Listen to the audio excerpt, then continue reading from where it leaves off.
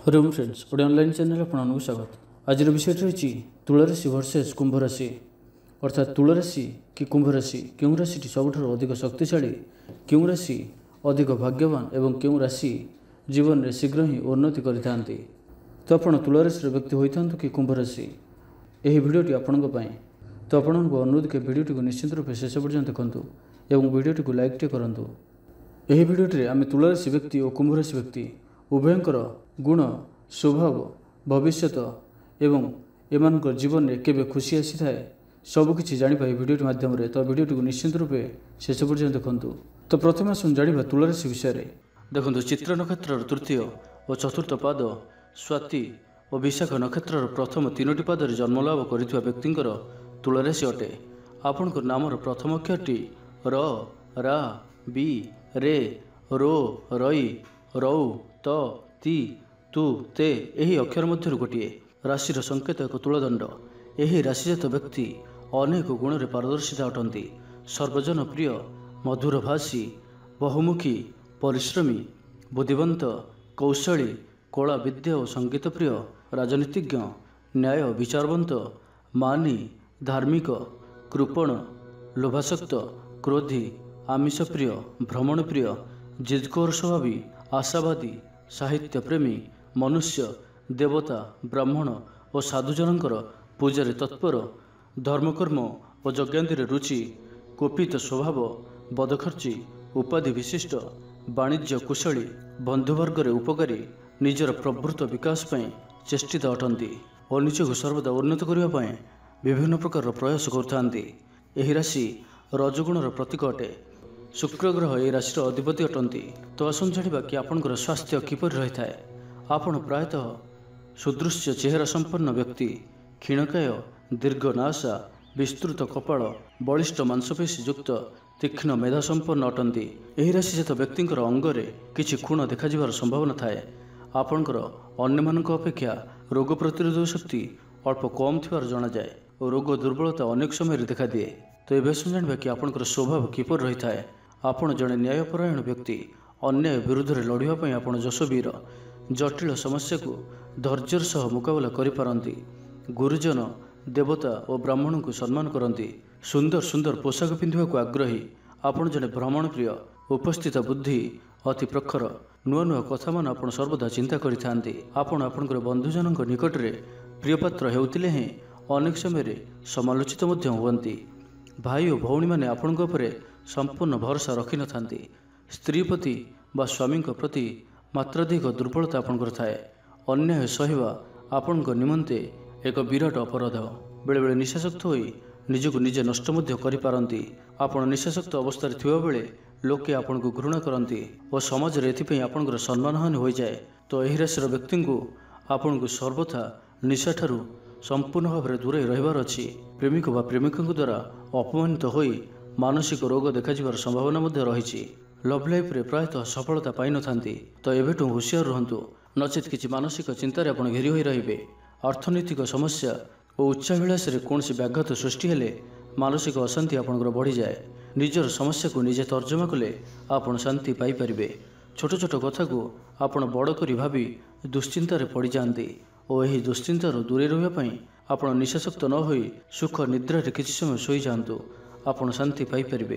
एमाने बहुत जुक्तिवादी और तर्कवीर अटंती। प्रत्येक कथार जुक्ति करुथिबारु एमानकर दाम्पत्य जीवन में सामान्य व्याघात देखा दिए। छोटिया छोटिया कथार जुक्ति करि बसंती। सुंदर पोशाक, प्रसाधन सामग्री, भ्रमण इत्यादि को एमाने भल पाती। लव लाइफ व्यापार रे एमाने धोखा खाई थांती। आपण रूपर पूजारी अटंती। एबे सुन जानिबा कि आपणकर जीवन साथी किपरि होई थांती। एही राशिर पुरुष और नारी माने साधारणतः प्रभुत्व विस्तार करने को चाहती। निजर अहंभाव जो जीवनसाथी मध्य मनोमालिन्य घटी थाए। एतद्व्यतीत जदि उपयुक्त जीवनसाथी मिल जाती ताहले दाम्पत्य जीवन अत्यंत सुखप्रद हो जाए। यही राशिजात व्यक्ति को मिथुन और कुंभ राशिजात जीवनसाथी एकांत प्रयोजन। जदि यही राशि आप विवाह करथांती तो आपनकर जीवन निश्चय ही सुखमय होता है। यही राशिर पुरुष माने तांकर जीवनसाथी प्रति अति निर्दय होवर अनेक क्षेत्र में देखा दिए। एमाने तांकर जीवनसाथी को पोइल ठार आहरी हीन भाव में देखिबार अनेक दृष्टांत रही। केतेक पुरुष जीवनसाथी द्वारा कंडे हो नाचबार ଦେଖାଯାଇଥାଏ। ଜୀବନସାଥୀର ଅନୁପସ୍ଥିତିକୁ ଆପଣ କେବେ ବି ସହିପାରନ୍ତି ନାହିଁ। ଏବେ ଆସନ୍ତୁ ଜାଣିବେ କି ଆପଣଙ୍କର ପାରିବାରିକ ଜୀବନ କିପରି ହୋଇଥାଏ। ଦେବତା, ବ୍ରାହ୍ମଣ ଓ ଗୁରୁଜନମାନଙ୍କ ପ୍ରତି ଭକ୍ତି, ସେବା ଓ ସମ୍ମାନ ପ୍ରଦର୍ଶନ କରିବାର ଦେଖାଦିଏ। ଭଉଣୀମାନଙ୍କ ପ୍ରତି ଆପଣ ଯେତେ ସ୍ନେହପରାୟଣ ହେଲେ ବି ଅନେକ କ୍ଷେତ୍ରରେ ସେମାନଙ୍କ ଦ୍ୱାରା ସମ୍ପୂର୍ଣ୍ଣ ଆଦୃତ ହୋଇପାରିନଥାନ୍ତି। ଆପଣ ଜଣେ ରକ୍ଷଣଶୀଳ ଓ ସଂସ୍କାର ବିରୋଧୀ ଅଟନ୍ତି। ପ୍ରତ୍ୟେକ କଥା ଓ କାର୍ଯ୍ୟରେ ନ୍ୟାୟକୁ ଖୋଜି ବସିଥାନ୍ତି। ପରିବାରର ମତ ଗୋଟେ ପଟେ ଥିବାବେଳେ ଆପଣଙ୍କୁ ଅନେକ ବିରୋଧ କରିଥାନ୍ତି। ନିଜର ଅହମିକାକୁ ପରିତ୍ୟାଗ କରି ବୁଝାମଣାରେ ଚାଲିଲେ ଆପଣଙ୍କର ପରିବାର ହସି ଉଠିବ। ଏବେ ଆସନ୍ତୁ ଜାଣିବେ କି ଆପଣଙ୍କର ବନ୍ଧୁତା କିପରି ରହିଥାଏ। ଆପଣ ସାଧାରଣତଃ ଅତି ଭଦ୍ର, ଶିଷ୍ଟ, ସୌଜନ୍ୟଶୀଳ ଓ ହୃଦୟବାନ। ଆପଣ ସମାଜରେ ସବୁଠାରେ ଆଦରଣୀୟ ହୋଇପାରନ୍ତି। ଆପଣଙ୍କର ବଚନ ମଧୁର, ତିଳକ ସରୁ, ପରକୁ ଆପଣାର କରି ଚଳିବାକୁ ଭଲ ପାଆନ୍ତି। ଆପଣ ଅନ୍ୟ ନିକଟରେ ବନ୍ଧୁତା ପ୍ରଦାନ କରିପାରନ୍ତି କିନ୍ତୁ ଗ୍ରହଣ କରିପାରିନଥାନ୍ତି। ଏହି ରାଶିଜାତ ବ୍ୟକ୍ତି ବାସ୍ତବବାଦୀ ଓ ପ୍ରତ୍ୟେକ କଥା ଓ କାର୍ଯ୍ୟରେ ଭଲମନ୍ଦର ବିଚାର କରିଥାନ୍ତି। ବେଳେବେଳେ ଈର୍ଷାପରାୟଣ ମଧ୍ୟ ହୋଇପଡ଼ନ୍ତି। ଏମାନଙ୍କର ଆଚରଣରେ ଶତ୍ରୁପକ୍ଷ ନୀରବ ରହିଯାଆନ୍ତି। ଶତ୍ରୁଙ୍କୁ କାବୁ କରିବାରେ ଏମାନେ ସିଦ୍ଧହସ୍ତ। ଏକାକୀ କାହା ସହିତ ବି ଶତ୍ରୁତା କରନ୍ତି ନାହିଁ। ଏବେ ଆସନ୍ତୁ ଜାଣିବା ଆପଣଙ୍କର କିଛି ଶୁଭ ଜିନିଷ ବିଷୟରେ। ଆପଣଙ୍କ ପାଇଁ ଶୁଭ ଦିନ ହେଉଛି ଶୁକ୍ରବାର, ବୁଧବାର ଓ ଶନିବାର। ଶୁଭ ସଂଖ୍ୟା ହେଉଛି 6। ଶୁଭ ଧାତୁ ହେଉଛି ରୂପା। ଶ୍ରେଷ୍ଠ ରତ୍ନ ହେଉଛି ହୀରା, ମୂଳ ପାଶପର୍ଣ୍ଣ। ଶୁଭ ରଙ୍ଗ ହେଉଛି ଧଳା, ନୀଳ ଓ ସବୁଜ ରଙ୍ଗ। ଏହା ଆପଣଙ୍କ ପାଇଁ ଅତ୍ୟନ୍ତ ଉତ୍ତମ ଅଟେ। ଆରାଧ୍ୟ ଦେବତା ମହାଲକ୍ଷ୍ମୀ। ବିଷ୍ଣୁଙ୍କୁ ମଧ୍ୟ ପୂଜା କରାଯାଇପାରେ। ତନ୍ତ୍ରମତେ କମଳା। ଅବତାର ପରଶୁରାମ ଓ ରାମ। ପ୍ରକାରାନ୍ତର ଦେବତା ଅନ୍ନପୂର୍ଣ୍ଣା।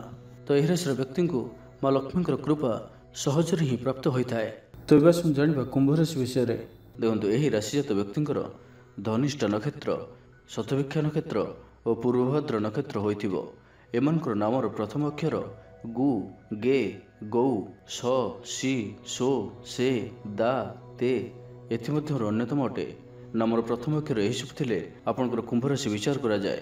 ଏହାର ରାଶ୍ୟାଧିପତି ଗ୍ରହ ହେଉଛନ୍ତି ଶନି। ଏହି ରାଶିଜାତ ବ୍ୟକ୍ତି ତମଗୁଣର ପ୍ରତୀକ ଅଟନ୍ତି। କୁମ୍ଭ ସମାନ ଆପଣ ଗମ୍ଭୀର ଓ ପରୋପକାରୀ ଅଟନ୍ତି। ଏମାନେ ସାଧାରଣତଃ ଗର୍ବୀ, ରତିପ୍ରିୟ, କୃପଣ, ମାନି, ରାଜବଲ୍ଲଭ, ରୂପବନ୍ତ, ଖ୍ୟାତିନାମା, ଚକ୍ଷୁ ରକ୍ତବର୍ଣ୍ଣ, ଆମବାତ ଦେହୀ, ଅଳ୍ପ ପଣ୍ଡିତ, ଶୃଙ୍ଗାର ଭୋଗୀ, ତୁରୁତୁରିଆ ସ୍ୱଭାବୀ, କର୍କଶ ସ୍ୱଭାବ, ଲମ୍ପଟ ଓ ଆଜନ୍ମ ସୁଖୀ, ଦେବ ବ୍ରାହ୍ମଣଙ୍କଠାରେ ଭକ୍ତି, ଧନବନ୍ତ, କ୍ଷଣକୋପୀ, କ୍ରୂର ଓ ହିଂସ୍ରକ।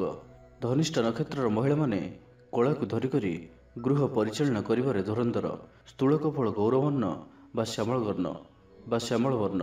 ପୃଥୁଳ ଶରୀର, ବୁଦ୍ଧିମନ୍ତ, ବିଦ୍ୱାନ, କବି, ପଣ୍ଡିତ, ସୁଲେଖକ, ବିଚକ୍ଷଣ ବୁଦ୍ଧି, ଗାନ୍ଧାର ବିଦ୍ୟାରେ ରତ, ଗୀତ ବାଦ୍ୟପ୍ରିୟ, କୌତିକୀ, ମଧୁର ବଚନ, ଗାୟକ ଓ ଗାୟିକା, ବିପୁଳ ଲକ୍ଷ୍ମୀ, ବହୁଳ ବ୍ୟୟ, ଯାଚି ଦିଅଇ, ତିନି ଗୁଣ ନିୟଇ, ରାଜସେବା, ତେଜବନ୍ତ, ବାତ ପିତ୍ତ ଦେହୀ, ଶାକାହାରରେ ଶ୍ରଦ୍ଧା, ଆମିଷ ଭକ୍ଷଣ କରନ୍ତି, ମଧୁରସରେ ପ୍ରୀତି, ପେଟ ବ୍ୟଥା, କାମତୁର, ବାଣିଜ୍ୟରେ ଲାଭ, ଚାଷରେ ମଧ୍ୟମ, ପ୍ରଶଂସାର ପାତ୍ର, ବିଷ୍ଣୁ ବୈଷ୍ଣବ ସେବାକାରୀ, ପାପପୁଣ୍ୟ ବିଚାରକ, ଉତ୍ତମ ବୈଦ୍ୟ, ରାଜନୀତିଜ୍ଞ, ଗୃହ ବୈଦ୍ୟ ଓ ତ୍ରିକାଳଦର୍ଶୀ। ଶତଭିକ୍ଷା ନକ୍ଷତ୍ରର ମହିଳାମାନେ ପୁରୁଷଙ୍କ ଭଳି କାର୍ଯ୍ୟକ୍ରମ ଦେଖାନ୍ତି ଓ ମଧୁର କଥାରେ ସମସ୍ତଙ୍କୁ ଭୁଲାଇ ପାରନ୍ତି। ବେଳେବେଳେ ପରବୁଦ୍ଧିରେ ମଧ୍ୟ ପଡ଼ିଯାଆନ୍ତି।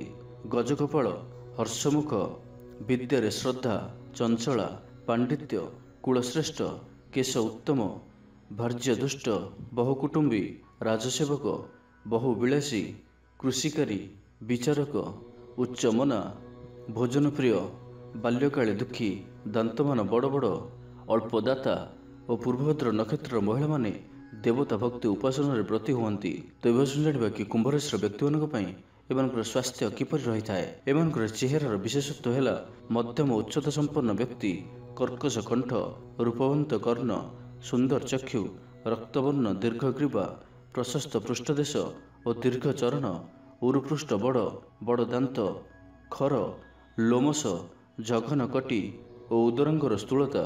ଏମାନଙ୍କଠାରେ ଯୁବକ ସୁଲଭତ୍ୱ ଅଧିକ ପରିମାଣରେ ଦେଖାଦିଏ। କେଶଗୁଡ଼ିକ ଖୁବ୍ ଲୋଭନୀୟ, ଲୋମଦେହୀ, ଜାଇମନ୍ଦା ଅଧିକ ପରିମାଣରେ ଦେଖାଦିଏ, ଅର୍ଥାତ୍ କଳାଜିଆ ଏମାନଙ୍କଠାରେ ଅଧିକ ରହିଥାଏ। ଉକ୍ତ ରାଶିଜାତ ବ୍ୟକ୍ତିମାନଙ୍କର ଆମବାତ, ରକ୍ତ ଅପରିଷ୍କାର ଜନିତ ରୋଗ, ସ୍ନାୟୁବିକ ଦୁର୍ବଳତା, ବାୟୁଦୋଷ, ମଧୁମେହ, କାମଳ, ରକ୍ତଚାପ, ପକ୍ଷାଘାତ, ଆଣ୍ଠୁଗଣ୍ଠି ବାତ, ମାନସିକ ରୋଗ, ମୁଣ୍ଡବିନ୍ଧା, ଅମ୍ଳବ୍ୟାଧି, ଗନେରିଆ, ମାନସିକ ଦୁଶ୍ଚିନ୍ତା, ପେଟଜନିତ ରୋଗ, ପାକସ୍ଥଳୀ ଓ ଅନ୍ତର୍ନାଳୀଜନିତ ରୋଗ, ମୂତ୍ରାଶୟରେ ଯନ୍ତ୍ରଣା। ବୟସ ବୃଦ୍ଧି ସଙ୍ଗେ ସଙ୍ଗେ ସୁଖାଦ୍ୟ ଓ ସଂଯମ ପ୍ରତି ଅଧିକ ଧ୍ୟାନ ରଖନ୍ତୁ ଓ ପ୍ରତିଦିନ ବ୍ୟାୟାମ କରନ୍ତୁ। ଏହା ଆପଣଙ୍କ ପାଇଁ ଅତି ଆବଶ୍ୟକ ଅଟେ।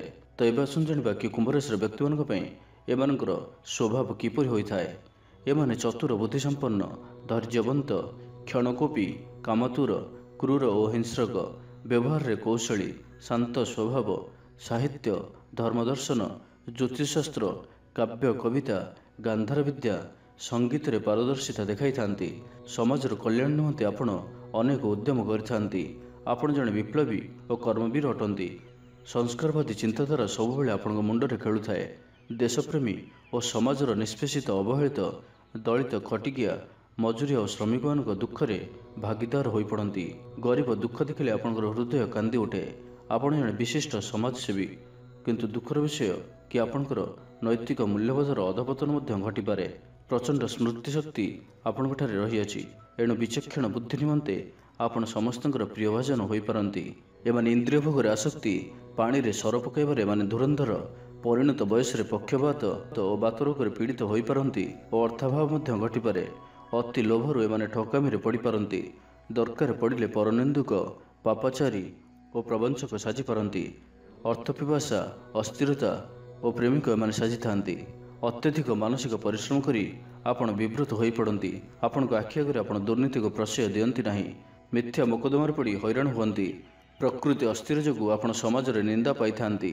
ବହୁ ଆଡ଼ମ୍ବର ଦେଖାଇଥାନ୍ତି ଓ ତା ପରମୁହୂର୍ତ୍ତରେ ଫସର ଫାଟିଯାଏ। ନିଜର ଆତ୍ମୀୟମାନଙ୍କଠାରୁ ପରାମର୍ଶ ନିଅନ୍ତୁ। ନିଜକୁ ବିଚକ୍ଷଣ ବୋଲି ଭାବିଲେ ହେବ ନାହିଁ। ଜୀବନଟାକୁ ଆନନ୍ଦ ଉପଭୋଗ ମଧ୍ୟରେ ନଷ୍ଟ କରି ଦିଅନ୍ତୁ ନାହିଁ। ଏମାନଙ୍କର ଦାମ୍ପତ୍ୟ ସୁଖ ଜୀବନରେ ସାମାନ୍ୟ ବ୍ୟାଘାତ ଘଟିଥାଏ। ଏବେ ଶୁଣିବା ଏମାନଙ୍କ ପାଇଁ ଦାମ୍ପତ୍ୟ ଜୀବନ କିପରି ରହିଥାଏ। ଏହି ରାଶିର ବ୍ୟକ୍ତିଙ୍କ ଜୀବନସାଥୀଙ୍କ ମଧ୍ୟରେ ବୁଝାମଣା ଠିକ୍ ନ ରହିଲେ ସେ ଦାମ୍ପତ୍ୟ ଜୀବନ ବହୁତ ହିଁ କଷ୍ଟମୟ ହୋଇଯାଏ। ସର୍ବଦା ଉଭୟଙ୍କ ମଧ୍ୟରେ ଝଗଡ଼ା ହୋଇ ବିଚ୍ଛେଦ ଘଟିପାରେ। ଉକ୍ତ ରାଶିଜାତ ପୁରୁଷ ସଦାସର୍ବଦା ଜୀବନସାଥୀଙ୍କ ନିକଟରେ ଅନୁପସ୍ଥିତ ରହୁଥିବାରୁ ପାରିବାରିକ ଅସନ୍ତୋଷ ବୃଦ୍ଧି ପାଇଥାଏ। ଯେଉଁମାନଙ୍କୁ ବି ମିଥୁନ ଓ ତୁଳାରାଶିର ଜୀବନସାଥୀ ମିଳିଥାନ୍ତି, ଏମାନେ ଶ୍ରେଷ୍ଠ ଜୀବନସାଥୀ ହୋଇଥାନ୍ତି। ବୃଷ, ବିଚ୍ଛା ଓ ସିଂହ ରାଶିର ପୁରୁଷ ଓ ସ୍ତ୍ରୀଙ୍କୁ ବିବାହ କଲେ ଜୀବନ ସାମାନ୍ୟ ଅଶାନ୍ତିରେ ଘଟିଥାଏ। ଏବେ ଆସନ୍ତୁ ଜାଣିବା ଆପଣଙ୍କର ପାରିବାରିକ ଜୀବନ କିପରି ରହିଥାଏ। ଏହି ରାଶିଜାତ ବ୍ୟକ୍ତି ଶାନ୍ତ, ସରଳ ଓ ସେବାକାରୀ ଓ ଜ୍ଞାନବନ୍ତ ଅଟନ୍ତି। ପରିବାରର ସମସ୍ତ ସଦସ୍ୟଙ୍କୁ ସମାନ ଭାବରେ ଦେଖନ୍ତି। ପରିବାରର ଭାର ଆପଣଙ୍କ ଉପରେ ରହିଥାଏ। ସେମାନଙ୍କ ସେବାରେ ଆପଣଙ୍କର ଆନନ୍ଦ ଆସିଥାଏ। ମାନବ ସେବା ହିଁ ଭଗବାନଙ୍କର ସେବା ବୋଲି ଆପଣ ଚିନ୍ତା କରିଥାନ୍ତି। ଆପଣ ଜଣେ ସାମ୍ୟବାଦୀ ଓ ବିପ୍ଳବୀ ଓ କର୍ମବୀର ତଥା ତର୍କବୀର ହୋଇଥିଲେ ମଧ୍ୟ ନିଜର ସଂସ୍କୃତି ଓ ଐତିହ୍ୟକୁ ନବାନୁରାଗ, ବୈରାଗ୍ୟ ଓ ଉନ୍ମେଷର କଥାଗୁଡ଼ିକ ମନରେ ଆନ୍ଦୋଳିତ କରେ। ପିତା, ମାତା, ଭାଇ, ବନ୍ଧୁ, ଆତ୍ମୀୟ ସ୍ୱଜନଙ୍କର ସ୍ନେହମୟ ବନ୍ଧନରେ ପ୍ରାଣମନ ଆପଣଙ୍କର ଛଟପଟ ହୁଏ। ମନ ବୈରାଗ୍ୟର ନିଶାରେ ପାଗଳ ଭଳି ହୋଇ ସେ ଚାହେଁ ସଂସାର ରୂପୀ ଶିକୁଳି କାଟିଦେଇ ସେ କିପରି ମୁକ୍ତ ହେବ। ବ୍ୟାକୁଳ ସମୟରେ ଆପଣ ଭଗବାନଙ୍କୁ ଅଧିକ ମନେ ପକାନ୍ତି। ଏବେ ଆସନ୍ତୁ ଜାଣିବା କି କୁମ୍ଭରାଶି ବ୍ୟକ୍ତିଙ୍କ ପାଇଁ କିଛି ଶୁଭ ଜିନିଷ ବିଷୟରେ। ଆପଣଙ୍କ ପାଇଁ ଶୁଭ ଦିନ ହେଉଛି ଶନିବାର। ଶନିବାର ଦିନଟି ଆପଣଙ୍କ ପାଇଁ ବହୁତ ହିଁ ଶୁଭ ବିଚାର କରାଯାଏ ଓ ଶୁକ୍ରବାର ମଧ୍ୟ ଆପଣଙ୍କ ପାଇଁ ଉତ୍ତମ ଅଟେ। ଶୁଭ ସଂଖ୍ୟା ଆପଣଙ୍କ ପାଇଁ 1 ଓ 0 ସଂଖ୍ୟାଟି ମଧ୍ୟ ଉତ୍ତମ। ଶ୍ରେଷ୍ଠ ଧାତୁ ଶିଶକ, ଶ୍ରେଷ୍ଠ ରତ୍ନ ଇନ୍ଦ୍ରନୀଳ ବା ନୀଳ ଅଥବା ଗୋମେଦ, ଶ୍ରେଷ୍ଠ ଚେରମୂଳ ବାଡ଼ି ଅଁଳା, ଶୁଭ ବର୍ଣ୍ଣ କଳା, ନୀଳ, ଧୂସର ଓ ବାଇଗଣୀ। ଏହିସବୁ ରଙ୍ଗ ଆପଣଙ୍କ ପାଇଁ ଅତ୍ୟନ୍ତ ଶୁଭ। ଆପଣଙ୍କର ଆରାଧ୍ୟ ଦେବତା ଶନି। କେତେକ କ୍ଷେତ୍ରରେ ଶ୍ରୀ ଗଣେଶଜୀଙ୍କୁ ପୂଜା କରିବାରେ ଆପଣଙ୍କର ଦେଖାଯାଏ। ତନ୍ତ୍ରମତେ ଦକ୍ଷିଣକାଳୀ, ପ୍ରକାରାନ୍ତର ଦେବତା କାଳ ଓ ଅବତାର କୁର୍ମ ବା ବରାହ। ତ ଆପଣ କୁର୍ମ ବା ବରାହ ଅବତାରଙ୍କୁ ପୂଜିଲେ ଆପଣଙ୍କର ସର୍ବରିଷ୍ଟ ଖଣ୍ଡନ ହୁଏ ଏବଂ କୁମ୍ଭରାଶିର ରାଶ୍ୟାଧିପତି ଶନି ହୋଇଥାନ୍ତି। ତ ଏହା ଥିଲା ତୁଳାରାଶି ଭର୍ସେସ୍ କୁମ୍ଭରାଶି। ତ ଆପଣ କେଉଁ ରାଶିଟିକୁ ବାଛିଥିଲେ ଏବଂ ଆପଣଙ୍କର କେଉଁ ରାଶି ତାହା ଆମକୁ କମେଣ୍ଟ କରି କୁହନ୍ତୁ। ଯଦି ଆପଣ କୌଣସି ବିଶେଷ ରାଶି ପାଇଁ କିଛି ଜାଣିବାକୁ ଚାହୁଁଛନ୍ତି ତାହା ମଧ୍ୟ ଆମକୁ କମେଣ୍ଟ କରି କୁହନ୍ତୁ। ଆମେ ସେହି ବିଷୟରେ ଏକ ଭିଡ଼ିଓ ପ୍ରସ୍ତୁତ କରିବୁ। ତ ଭିଡ଼ିଓଟି ଭଲ ଲାଗିଥିଲେ ଲାଇକ୍ଟିଏ ନିଶ୍ଚୟ କରନ୍ତୁ ଏବଂ ଅନ୍ୟମାନଙ୍କ ସହ ଅଧିକରୁ ଅଧିକ ସେୟାର କରନ୍ତୁ ଏବଂ ଆମ ଚ୍ୟାନେଲକୁ ସବସ୍କ୍ରାଇବ୍ କରିବା ସହିତ ପାଖରେ ଥିବା ବେଲ୍ ଆଇକନ୍କୁ ମଧ୍ୟ ପ୍ରେସ୍ କରନ୍ତୁ, ଯାହାଫଳରେ ଆମେ ଯେଉଁ ଭିଡ଼ିଓ ଅପଲୋଡ଼ କରିବୁ ତାହା ଆପଣ ସର୍ବପ୍ରଥମେ ପାଇପାରିବେ। ଧନ୍ୟବାଦ।